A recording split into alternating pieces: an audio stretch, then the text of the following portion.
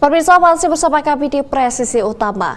Kita beralih ke informasi mancanegara. Pemirsa, Bank Sentral Amerika Serikat atau Federal Reserve kembali menurunkan suku bunga meski dua indikator utama laju inflasi, indeks harga konsumen dan indeks harga produsen keduanya menguat. Benarkah laju inflasi di Amerika Serikat telah terkendali sehingga pelonggaran bisa berlanjut memasuki 2025? Dan berikut kita simak informasi selengkapnya dari VOA. Sesuai ekspektasi banyak pengamat, Bank Sentral Amerika Serikat atau Federal Reserve menurunkan kembali suku bunga acuan dalam pertemuan terakhirnya untuk tahun 2024. At today's meeting, the committee decided to lower the target range for the federal funds rate by a quarter percentage point to 4.25% to 4.5%. We've been moving policy toward a more neutral setting in order to maintain the strength of the economy and the labor market while enabling further progress on inflation.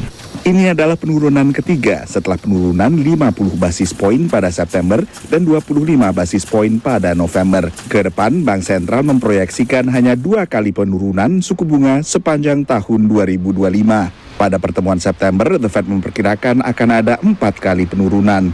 We've reduced our policy rate by 100 basis points. We're significantly closer to neutral. We still think where we are is meaningfully restrictive.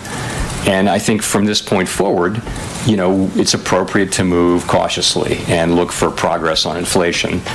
Beragam indikator laju inflasi menunjukkan setelah turun teratur sepanjang tahun, inflasi kembali meningkat signifikan menjelang akhir tahun. Investor pun memahami perubahan proyeksi oleh The Fed. I looked last year, a year ago, we sat here and the Fed was talking 6 or 7 rate cuts in 2024, and this was the third one. So I think 4 to 2 makes sense. I'm at 0 for next year. I don't necessarily think they're going to do that. I think inflation is going to continue to go up. I don't think it's going to go up to 9% or anything, but it's going in the opposite direction of what the Fed wants it to do. And I think that's an environment where you're not going to cut into that. And I think they've kind of pigeonholed themselves now where they certainly can't be raising. And you did see somebody today on the Fed and the FOMC go the other way. They didn't want to lower rates. Pada saat yang sama, penciptaan lapangan kerja mengalami perlambatan signifikan akibat suku bunga tinggi, menguatkan desakan bagi The Fed untuk terus melakukan pelonggaran. I don't think inflation is as much of an issue as the people that really fear it. And yes, the headline numbers are going up, but if you look into what makes up that headline number, the housing portion is such a big portion of the headline CPI anyways.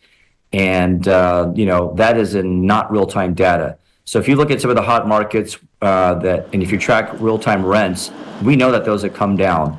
Pertemuan The Fed selanjutnya yang merupakan pertemuan pertama untuk 2025 bakal berlangsung pada akhir Januari dan berbagai faktor akan dipertimbangkan The Fed saat itu, termasuk diantaranya penciptaan lapangan kerja dari data yang terbit dari Debtnaker pada 10 Januari dan juga data seputar inflasi yang juga terbit pada pertengahan Januari.